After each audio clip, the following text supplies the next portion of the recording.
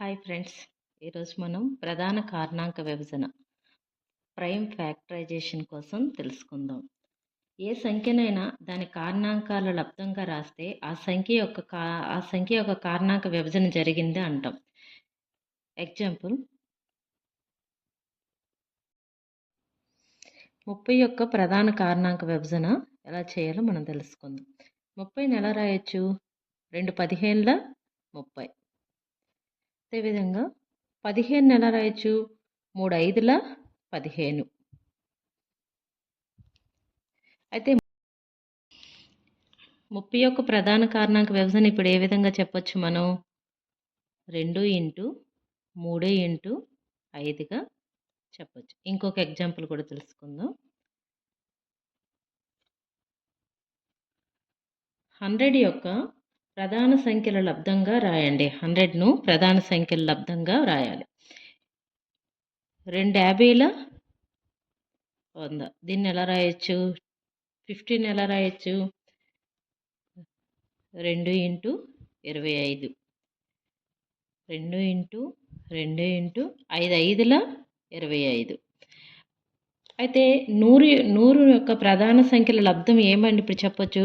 2 into 2 into 5 into 5గా రాయొచ్చు అనమాట. Okay. ప్రధాన కారణాంకాల విభజన పద్ధతులు కూడా తెలుసుకుందాం. ప్రధాన కారణాంక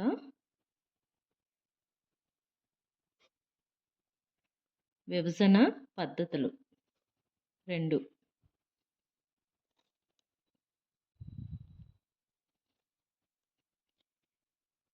ఎన్ని రకాలు? 2. ఈ విధంగా తెలుసుకున్నామంటే తొందరగా మనకు గుర్తుంటుందని ఇలా రాస్తున్నాను. 1 భాగాహార పద్ధతి,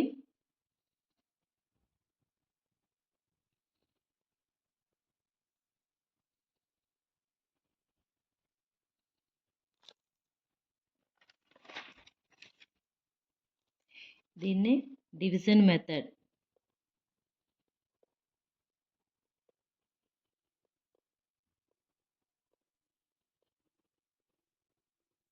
అంటారు. ఇంకో రెండోది ఏంటి?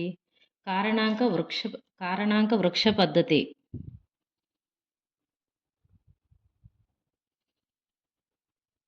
కారణాంక వృక్ష పద్ధతి. Factor tree method.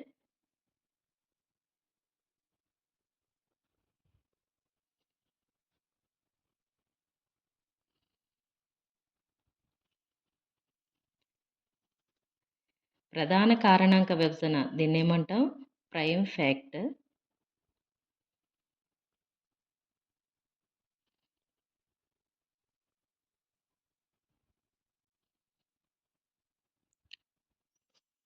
Prime factorization. దీన్ని ఎన్ని రకాలుగా విభజించవచ్చు? 2 రకాలుగా. అదేంటి? భాగాహార పద్ధతి. దీన్ని ఏమంటాం? Division method. రెండోది కారణాంక వృక్ష పద్ధతి, ఫ్యాక్టర్ ట్రీ మెథడ్ అన్నమాట. దీనిలో భాగాహార పద్ధతిలో మనం మెయిన్గా 2 పాయింట్స్ గుర్తుంచుకోవాలి. ఏంటంటే కనిష్ట ప్రధాన కారణాంకం చేత భాగాహారం చేయాలి.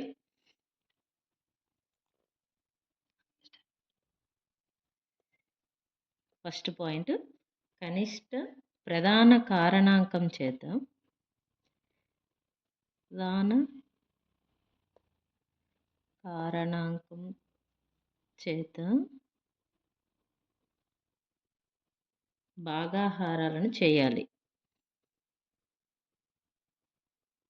భాగాహారాలను చేయాలి. సెకండ్, వీటి యొక్క ఫలితం అనేది లాస్ట్కి చివరగా ఫలితం 1 వచ్చేంత వరకు, ఫలితం మనకి 1 వచ్చేంత వరకు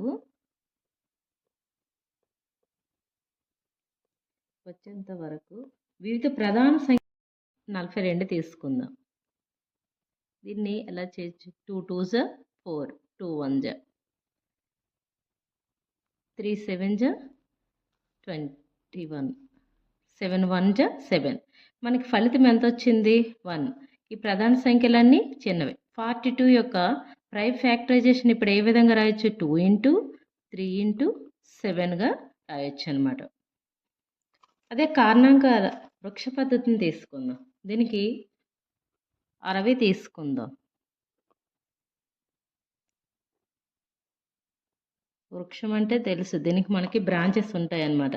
అదేవిధంగా కారణాంక వృక్ష పద్ధతి ఫ్యాక్టర్ ట్రీ మెథడ్ అంటే ఏంటి? మనకు ఒక కారణాంకం ఇచ్చేటప్పుడు, ఒక సంఖ్య ఇచ్చేటప్పుడు దాని యొక్క కారణాంకం కనుక్కున్నారంటే అన్ని ప్రధాన సంఖ్యలే వచ్చేంత వరకు మనం పద్ధతి కొనసాగిస్తూనే ఉన్నాం. ఎగ్జాంపుల్ 60 తీసుకున్నాం అనుకోండి. 60 యొక్క కారణాంకాలను ఏ విధంగా విడగొట్టొచ్చు? 4 15ల 60. అదేవిధంగా ఈ 4ని ఏ విధంగా రాయొచ్చు? 2 2 4. 15 ఎలా రాయొచ్చు? 3 5 15. ఇవన్నీ ప్రధాన సంఖ్యలే వచ్చేసాయి కదా. ఇప్పుడు 60 యొక్క ప్రైమ్ ఫ్యాక్టర్స్ ఏంటంటే రాయొచ్చు? ఏ విధంగా రాయొచ్చు? 2 ఇంటూ 2 ఇంటూ 3 ఇంటూ 5గా మనం రాయొచ్చు అనమాట. ఒకసారి ప్రధాన కారణాంక విభజనని ప్రైమ్ ఫ్యాక్టర్ అంటాము. దీని యొక్క ఎగ్జాంపుల్ ఏంటి? 30 తీసుకున్నామంటే 2 ఇంటూ 15 2 ఇంటూ 3 ఇంటూ 5గా రాసుకున్నాం. అదేవిధంగా ప్రధాన కారణాంక విభజన ప్రైమ్ ఫ్యాక్టరైజేషన్ యొక్క ఎన్ని పద్ధతులు? రెండు రకాలు. అవి ఒకటి ఏంటి? భాగాహార పద్ధతి, కారణాంక వృక్ష పద్ధతి. భాగాహార పద్ధతులు ఏమంటాం? Division method. కారణాంక పద్ధతి ఫ్యాక్టర్ ట్రీ మెథడ్ అంటాం అనమాట. భాగాహార పద్ధతులు కనిష్ట ప్రధాన కారణాంకం చేత భాగాహారం చేయాలి. లాస్ట్లో చివరిగా ఫలితం అనేది ఎంత వచ్చేది? 1 అనేది రావాలి. కారణాంక వృక్ష పద్ధతిలో మనకి చివరగా అన్ని చిన్న ప్రధాన సంఖ్యలే రావాలన్నమాట. అందువల్ల మనం ఏం చేస్తాం? 60ని 4 ఇంటూ 15 4ని ఏ విధంగా 2 2 15ని 3 5 60 యొక్క ప్రైమ్ ఫ్యాక్టర్స్ ఏంటేంటి? 2 ఇంటూ 2 ఇంటూ 3 ఇంటూ 5 అనమాట.